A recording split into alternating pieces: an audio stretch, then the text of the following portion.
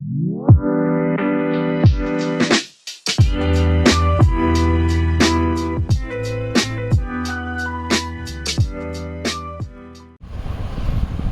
राम बच्चों, welcome back to your channel versatile educator. So हम थे कैश फ्लो स्टेटमेंट पर। अब आज हम पढ़ने वाले हैं कैश फ्लो स्टेटमेंट का लास्ट पार्ट, जो कि है फाइनेंसिंग एक्टिविटी का। अब फाइनेंसिंग एक्टिविटी हमने क्या पढ़ा था, तो फाइनेंसिंग एक्टिविटी के लिए हमने देखा था, तो थोड़ा सा ओवरव्यू के कैश फ्लो में 3 एक्टिविटी होती है। 3 एक्टिविटी में पहली थी ऑपरेटिंग एक्टिविटी, दूसरी थी इन्वेस्टिंग एक्टिविटी और तीसरी है हमारी फाइनेंसिंग एक्टिविटी, जो कि हम अब पढ़ने वाले हैं। अब फाइनेंसिंग एक्टिविटी क्या था कि कंपनी के पास पैसे पड़े हुए हैं, तो कंपनी करी क्या है उस चीज़ को लेके। या ये भी होता है कि कंपनी के पास बहुत सारे पैसे थे, तो कंपनी ने देखो कुछ पैसे तो इन्वेस्ट कर दिए, है ना। अब बाकी का कंपनी करेगा, तो कंपनी देखो क्या करती है, कंपनी अपने ओनरशिप में उलट फेर करती है।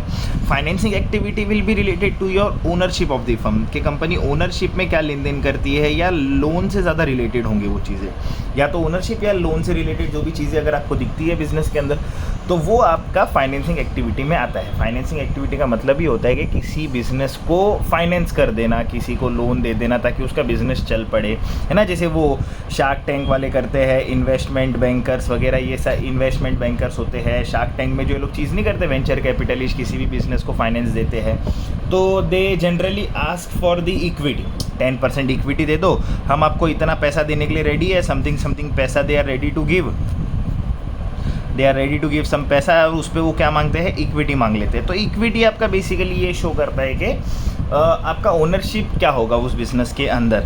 दूसरा है, या तो वो लोन दे देते हैं, लोन देके बोलते हैं कि आई वांट 10% इंटरेस्ट, मैं आपको डिबेंचर के तौर पे देता हूँ लोन वगैरह या जो भी, तो I will be a debenture holders और वैसा, और आप मेरे को 10% का इंटरेस्ट दे दो। तो ये होता है। तो फाइनेंसिंग एक्टिविटी एक एंटरप्राइज की वो एक्टिविटी है जिसमें आपका चेंज होता है। क्या चेंज होता है, will change the size and composition of the ownership, will change the size and composition of the owners capital. किसका कैपिटल चेंज करेगा, ओनर का कैपिटल का कॉम्पोजिशन और साइज चेंज कर देगा। कौन करेगा, फाइनेंसिंग एक्टिविटी। कभी भी फाइनेंसिंग एक्टिविटी की चीज़ें आप अगर ढूंढने जा रहे हो, तो मेक श्योर करो कि ऐसी कोई चीज़ हो रही है बिजनेस के अंदर पूरे कैश फ्लो स्टेटमेंट में जो चेंज लेके आ रहा है साइज और कॉम्पोजिशन में। जो क्या लेके आ रहा है, चेंज लेके आ रहा है साइज ऑफ कॉम्पोजिशन में। जैसे मान लो कि तुम्हारा ओपनिंग बैलेंस ओनर्स कैपिटल के अंदर इक्विटी शेयर की अगर मैं बात करूं, तो ओपनिंग बैलेंस था ₹1,00,000 और क्लोजिंग बैलेंस हो गया ₹2,00,000, ठीक है। So there is a difference, ये चेंज हो रहा है। पहले ओनरशिप 1,00,000 की थी, अब 2,00,000 की हो गई, तो here there is a change. पहले 1,00,000 का था, अभी 50,000 का हो गया, there is a change, yes it is, ये चेंज बता रहा है। पहले 1,00,000 का था, अभी भी 1,00,000 का है, तो क्या कुछ चेंज हुआ, नहीं। तो मेरे को ये देखना है कि जो भी चेंज हो रहा है, या तो वो बढ़ेगा या वो घटेगा, है ना। और there will be no change, मतलब बढ़ने पर या तो कैश आएगा, घटने पर कैश जाएगा, और नो चेंज में तो कैश कुछ नहीं हो रहा है, ठीक है, कैश पे कोई फ़र्क पड़ रहा नहीं है। तो हमें ये सारी चीज़ें देखने की बहुत ज़्यादा ज़रूरत है। अब अगर मैं प्रोसीड करूँ, तो देखो इसमें होता कैसे, मान लो कंपनी ने इशू कर दिए इक्विटी शेयर्स। जब कंपनी इशू करती है इक्विटी शेयर्स, तो company is asking for money from the market. तो जब कंपनी पैसे मांगती है, तो कंपनी के पास कैश इनफ्लो होता है, ठीक है, किसमें, issue of equity shares. Same अगर कंपनी प्रेफरेंस शेयर्स भी इशू करेगी, तो कैश इनफ्लो ही होगा। सेम कंपनी अगर डिबेंचर इशू करती है, तो भी कैश इनफ्लो ही होगा, है ना। कंपनी बैंक ओवरड्राफ्ट ले लेती है, तो भी कैश इनफ्लो ही होगा। कंपनी कैश क्रेडिट के लिए बात करती है, तो भी वैसी सारी चीज़ें, ये सारी चीज़ें भी होती है। कैश क्रेडिट होता है, बैंक ओवरड्राफ्ट होता है, ठीक है। तो बैंक ओवरड्राफ्ट में तो पैसा ले रहा है, बैंक ओवरड्राफ्ट किया मतलब बैंक से पैसा लिया अपन ने। अब मैंने क्या कर दिया, इक्विटी शेयर कर दिया बायबैक। जब मैं बायबैक करता हूँ, मतलब मैं अपने ही शेयर वापस खरीद रहा हूँ। प्रेफरेंस शेयर हो गए रिडीम, डिबेंचर हो गए रिडीम, बैंक ओवरड्राफ्ट पे ऑफ कर दिया। बैंक ओवरड्राफ्ट क्या कर दिया, पे ऑफ कर दिया। कैश क्रेडिट लिया था, वो पे ऑफ कर दिया। तो जब मैं बायबैक करता हूँ, मैं रिडीम करता हूँ, मैं प्रेफरेंस शेयर रिडीम करता हूँ, मैं इक्विटी मैं ओवरड्राफ्ट पे कर देता हूँ, मैंने कैश क्रेडिट पे कर दिया। जब मैं ये सारी चीज़ें वापस पे ऑफ कर देता हूँ, तो वो मेरा होता है कैश आउटफ्लो। तो मेरा क्या होता है, कैश आउटफ्लो। अब यहाँ भी देखो 2 होगा, जैसे इन्वेस्टिंग में होता है, इधर मेरा कैश फ्लो होगा या तो मेरा कैश यूज्ड होगा। अब वही सेम सिनेरियो, कुछ ऐसा एक फॉर्मेट दिया हुआ रहेगा मेरे को जिसमें बोला होगा कि ये कैश फ्लो ए है, कैश यूज्ड बी है। अगर आपका ए ज़्यादा है, इनफ्लो ज़्यादा है compare to outflow, inflow is greater than outflow, then you will show as cash flow from financing activity. तो आपको नीचे क्या दिखाना पड़ेगा, cash flow from financing activity. But if in case अगर आपका आउटफ्लो ज़्यादा हो जाता है, क्या हो जाता है, आउटफ्लो ज़्यादा हो जाता है, मतलब B is greater than A where outflow is greater than inflow, तो आप बोलोगे cash used for financing activity, मतलब फाइनेंसिंग एक्टिविटी के लिए कैश हमारा यूज हुआ है, कैश हमसे बाहर गया है, कैश हमसे क्या हुआ है, बाहर गया है। फाइनेंसिंग एक्टिविटी की बहुत बढ़िया चीज़ क्या है कि फाइनेंसिंग एक्टिविटी पूरा का पूरा कैश इनफ्लो और आउटफ्लो चेक करता है, कैश इनफ्लो और आउटफ्लो। कैश इनफ्लो और आउटफ्लो बोलते कैसा, मान लो मेरे शेयर की नॉमिनल वैल्यू कुछ थी और उसको मैंने सिक्योरिटी प्रीमियम में इशू किया, ये पूरा ही पैसा मेरे पास इनफ्लो है, ये पूरा ही पैसा मेरे पास क्या है, इनफ्लो। तो जब ये पूरा ही पैसा इनफ्लो आता है तो पूरा का पूरा काउंट हो जाता है। वैसे ही अगर मैं प्रीमियम पे रिडीम या बायबैक करता हूँ तो मेरा आउटफ्लो होगा पूरा प्रीमियम के साथ होगा, नॉमिनल वैल्यू प्लस प्रीमियम के साथ, तो वो पूरा का पूरा पैसा आउटफ्लो दिखाना पड़ेगा, जिसमें मेरा या तो कैश फ्लो दिखेगा या कैश यूज दिखेगा। तो ये है मोटा मोटी कुछ मेरा फाइनेंसिंग एक्टिविटी के रिलेटेड चीज़। अब देखो फॉर्मेट्स भी अगर मैं बात करूँ तो देखो फॉर्मेट बड़ा सिंपल सा है इसका। ये फॉर्मेट होता है या तो कैश फ्लो होगा या कैश यूज होगा जैसे बताया। तो फ्लो में मेरे पास क्या है, मैंने प्रोसीड किया issue of shares including premium, मैंने issue of debenture including premium, मैंने लोन रिसीव्ड किया short term bank overdraft cash credit और लॉन्ग टर्म के लिए कुछ भी, मतलब मैंने लोन लिया। जब मैं लोन लेता हूँ तो मेरे पास पैसा आता है। सेम कैश यूज्ड की बात करेंगे तो पैसा जाएगा, देखो सब नेगेटिव फिगर है, ब्रैकेट का मतलब ही होता है नेगेटिव फिगर। रिडीम किया मैंने प्रीफरेंस शेयर तो पेमेंट कर दिया, मैंने डिबेंचर रिडीम किया तो पे किया, इक्विटी शेयर बायबैक किया तो मैंने पे किया इंक्लूडिंग प्रीमियम, ओवरड्राफ्ट वगैरह पे कर दिया तो रिपेमेंट ऑफ लोन में आ गया, इंटरिम डिविडेंड पे किया तो पैसा बाहर गया, फाइनल डिविडेंड पे किया तो पैसा बाहर गया, इंटरेस्ट पे किया तो पैसा बाहर गया, इंटरेस्ट ऑन लोन दिया तो पैसा बाहर गया।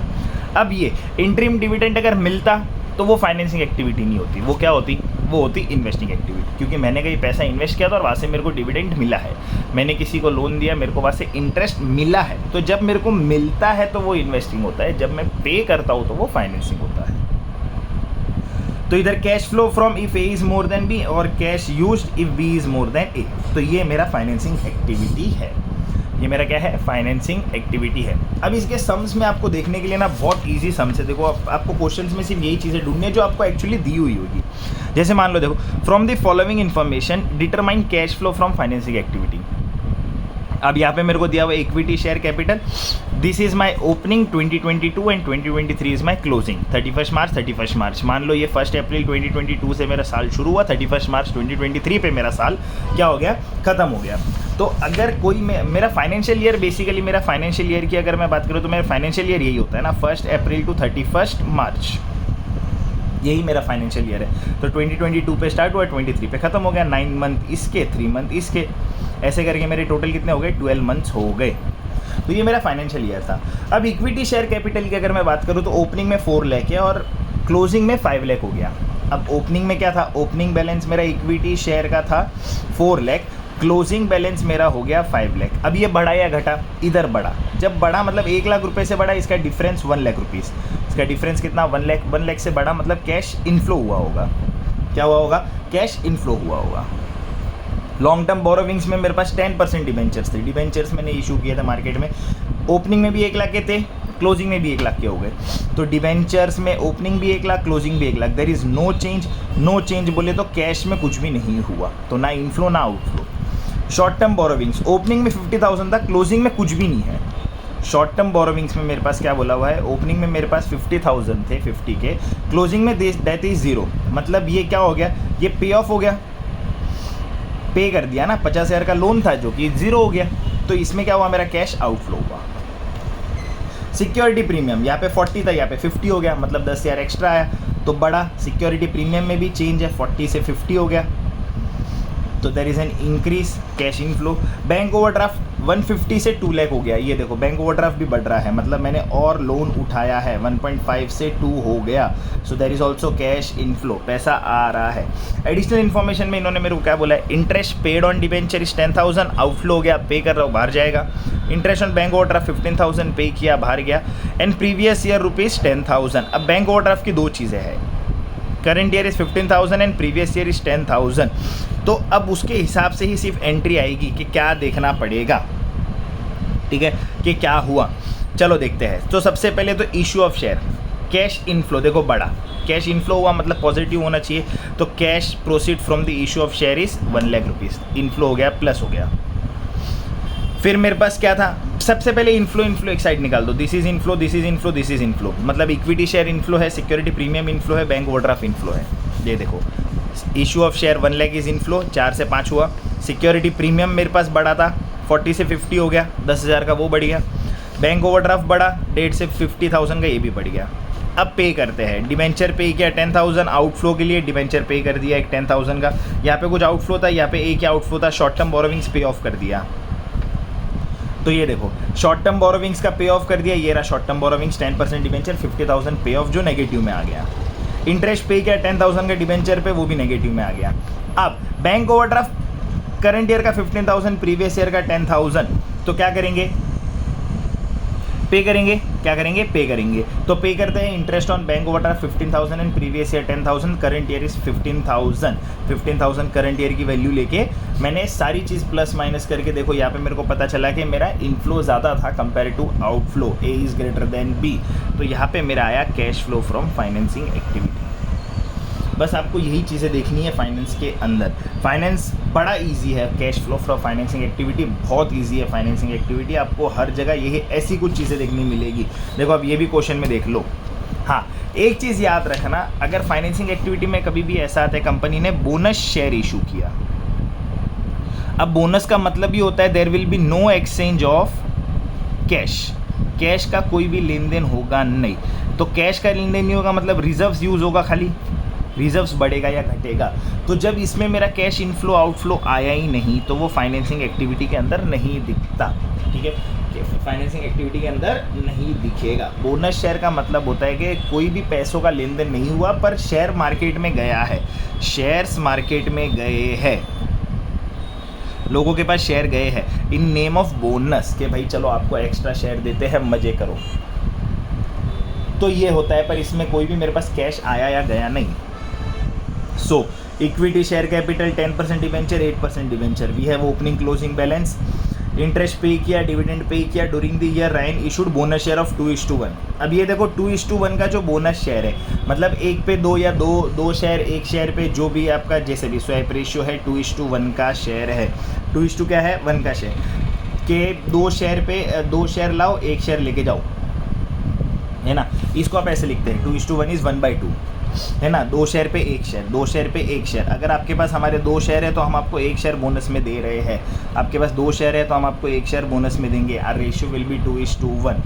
तो अगर आपके पास 10 लाख के शेयर थे, अगर आपके पास क्या थे, 10 लाख के शेयर थे, तो 10 लाख को अगर मैं करूँ 10 lakh into 1/2 which is my 5 lakh rupees, मतलब 5 लाख से मेरा इक्विटी बढ़ना चाहिए था। देखो बढ़ गया, 10 से 15 होते ही मेरा 5 लाख का बोनस बढ़ गया। 5 लाख का क्या बढ़ गया, बोनस। पर ये 5 लाख रुपया मैं कहीं दिखाऊंगा ही नहीं। क्यों नहीं दिखाऊंगा, क्योंकि मेरा इनफ्लो किधर है ही नहीं। ये इक्विटी शेयर देखो, इशू हुए शेयर से ही अपने पास इक्विटी जो कि 10 से 15 हो गए। तो 2:1 अगर आपके पास 2 शेयर है तो हम आपको एक बोनस शेयर देने के लिए रेडी है। तो जब मैंने 10 लाख 1/2 किया तो 5 लाख के शेयर मेरे मार्केट में और गए, तो मेरा इक्विटी शेयर 10 से 15 हो गया। पर इसका मेरे को कैश इनफ्लो हुआ नहीं हुआ। तो जब मेरे को कैश इनफ्लो ही नहीं हुआ तो देखो यहाँ पे कहीं दिख ही नहीं रहा है। तो बोनस वाला आपके फाइनेंसिंग एक्टिविटी में इंक्लूड नहीं होगा। भले ही आपका इक्विटी शेयर बढ़ा हुआ दिखेगा, पर कैश का कोई भी एक्सचेंज नहीं हो रहा है in case of bonus, because of this, ठीक है, इन केस ऑफ बोनस। तो आप नॉर्मल सी चीज़ें करो। यहाँ पे मेरा 1 लाख का डिबेंचर था, यहाँ पे कुछ भी नहीं है, पे ऑफ कर दिया। यहाँ पे मेरे पास कुछ भी नहीं थे, यहाँ पे 2 लाख के डिबेंचर हो गए, मतलब इनफ्लो हो गया। फिर यहाँ पे मैंने डिविडेंड पे किया और इंटरेस्ट पे कर दिया, तो यहाँ पे भी देखो मेरा पॉजिटिव आया। तो मेरा बोनस शेयर के ट्रांजैक्शंस जो भी मेरे होंगे, वो बोनस शेयर के ट्रांजैक्शन, एक चीज़ आपको याद रखने की, बोनस शेयर में कोई कैश एक्सचेंज नहीं हो रहा है। इक्विटी शेयर बढ़ता हुआ दिखेगा, प्रीफरेंस शेयर बढ़ता हुआ दिखेगा, जो भी आपको कंडीशन दी हुई रहेगी। बोनस शेयर में आप क्या दे रहे हो, ज़्यादातर आप इक्विटी ही देते हो। तो उस केस में कैश इनफ्लो अगर नहीं होता तो उसकी एंट्री नहीं आएगी। सेकंड, अगर डिबेंचर्स के बारे में कुछ भी नहीं बोला है कि यहाँ पे 1 लाख था, यहाँ पे कुछ भी नहीं है, तो मान के चलो आपने रिडीम कर दिया। रिडीम कर दिया मतलब आपने अपने डिबेंचर्स लेके पैसे वापस दे दिए। ये चीज़ें आपको याद रखनी है। इतना ही आसान है आपका फाइनेंसिंग एक्टिविटी, इतना ही आसान है आपका financing activity. So once you are thorough with all this 3 activities, cash flow from operating, investing और फाइनेंसिंग एक्टिविटी, आपका कैश फ्लो हो गया। आपके 8 मार्क्स हाथ में है, आपके 8 मार्क्स हाथ में है। मोटा मोटी कैश फ्लो में आपको इतनी चीज़ें बता दी है कि आपका अगर इस पर कोई थ्योरी पार्ट भी आता है तो वो आपका कवर हो जाएगा, तो ज़्यादा स्ट्रेस लेने की ज़रूरत नहीं है। कैश फ्लो तो बड़ा इजी सा था, पता चल गया। कैश फ्लो बहुत जगह पे यूज़ आता है, आप फ्रॉड्स वगैरह भी प्रिटेंड कर सकते हो, या एनालाइज के टाइम पे भी कैश फ्लो स्टेटमेंट बहुत इंपॉर्टेंट फैक्टर क्रिएट कर जाता है, ठीक है, कंपनीज़ में, कि आपका कैश का क्या इनफ्लो है, क्या आउटफ्लो है and all those things. So guys, मिलते हैं नेक्स्ट वीडियो में, तब तक के लिए टेक केयर, पढ़ते रहो, शेयर करो अपने फ्रेंड्स के साथ ताकि वो भी ये चीज़ें पढ़े और बहुत इसी तरीके से चीज़ों को समझ पाए। मिलते हैं नेक्स्ट वीडियो में।